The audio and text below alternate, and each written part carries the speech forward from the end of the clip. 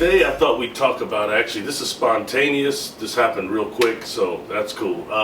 We're going to go over Orgone energy, Prana energy, how it's connected to the UFOs and the technology, and just kind of, I've been asked to condense it a little bit because that goes through several videos, so we'll just touch on a few things and see how that goes. Yeah.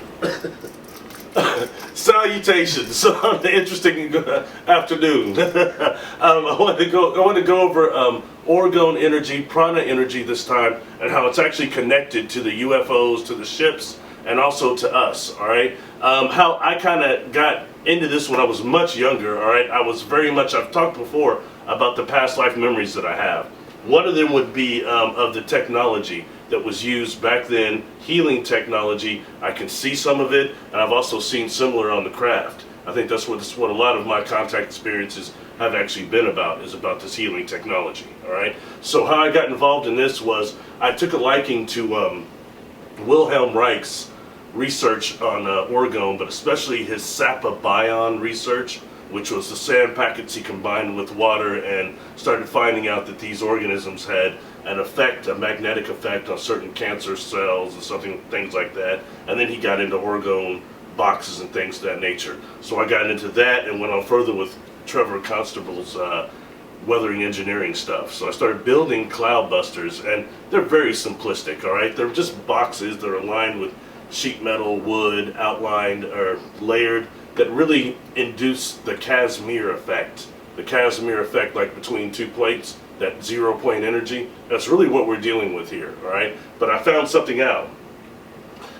Busting normal clouds was fine, but when I started busting nimbus clouds, thunder clouds, I started having weird effects with the machine and also feeling a little bit different, all right? So I started backing off that a little bit, and then I went to the next step, which was using infrared film and ultraviolet filters on those Polaroid back in the early 90s when I was doing this. But you could actually see, when you do that, see these beings around the machine, all right? And they're feeding on it. And what they're feeding on is something that's produced by the nimbus clouds that's called DOR, deadly orgone radiation. So these beings start eating on that, and they look to me, the ones I could see on this film, infrared, they look very much like amoebas, flagellums, protozoa. So were they like archons, demons? I don't know. But they did look like almost looking like into a pond scum. You see all sorts of microorganisms. So that's one thing on that. That got me into that and trying to deal with that, because I remember microorganisms that generate orgone powered devices back then. But that's another video. What I do want to talk about again is kind of pulling all together things that we talked about, which is like the inertial dampener, some of the orgone that is pulled from water, by USOs, people see over the water. A lot of them are pulling orgone energy, and I've shown you several engines that are using orgone, what they call AGLE. That's what the beings have called it to me, all right? Angelic golden liquid energy.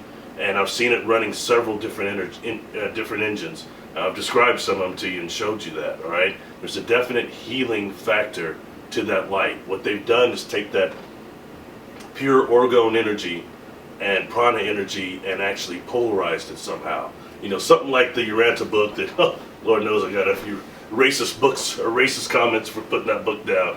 But the Uranta book calls such energy automatons, all right? Automatons. I think that's kind of a cool name. But anyway, dealing with that, that also shows you how the orgone energy itself, the prana, because prana is what runs us as well, all right? Especially not just our chakras, but our kundalini.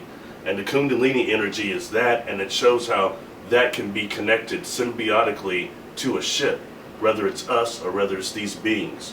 So in that way, when you're dealing with the God force, the God consciousness on the love frequency, you start generating more of this AGLE, and that's what helps with the contact. So no matter how you want to deal with that, that's the AGLE, the God force interacting with the divine field, all right? Once again, that's your personal perception of the Creator. You have to do this from within. It's not about the external this time. So anyway, that's something I want to talk about on that. The black box that, like for instance, when you see that the water being pulled up in a USO, they're generating that for the anti-gravity field that occurs around the ship. I've talked about that in 2 videos now. But remember something, that a byproduct of that conversion system with the engines is actually a type of mist that is produced. And this mist is often used for cloaking and invisibility, but it also produces lenticular clouds. A lot of us have seen those, all right? And also, when looking for that effect, it may not always be a lenticular cloud, but look for clouds that have an individual rainbow band within them. It may just be a couple of just one band or something, or a band of different colors in there, but you'll notice the others don't have it. There's something about that conversion process that creates that rainbow effect within clouds. Often cirrus clouds is what they appear to be, but look for that as part of the phenomenon. I think another one is Fall Street clouds. Kind of look like that, similar phenomenon, but yet worthy of observation. All right, these are just some of the things we're dealing with that life energy. So I want to talk about that a little bit. I think that kind of nails most of it. I can correlate that with the black box. So we'll go from there. If there's a resolution needed, I'll do one, but at least that touches on that a little bit.